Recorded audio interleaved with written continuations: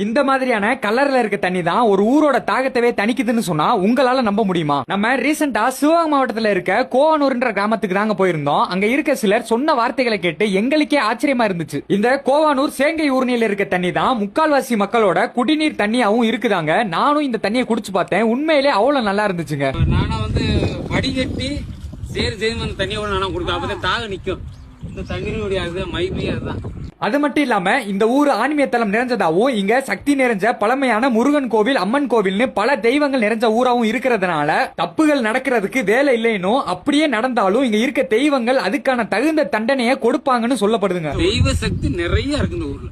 இந்த ஊர் மக்களும் அன்பானவங்களாவும் அங்க இருக்க இளைஞர்களும் பாசக்காரங்களாவும் இருக்காங்க. கண்டிப்பா இங்க இருக்க கோவில்களுக்கு எல்லாம் போயிட்டு வாங்க. கஷ்டம் எல்லாம் காத்தா பறக்கும். நீங்க இந்த மாதிரியான கிராமப்புறங்கள்ல இருக்க ஊர்னிகள்ல தண்ணி குடிச்சிருந்தீங்கன்னா கமெண்ட்ல சொல்லிட்டு போங்க. மறக்காம உங்க நண்பர்களுக்கு ஷேர் பண்ணி தெரியப்படுத்துங்க. நன்றி.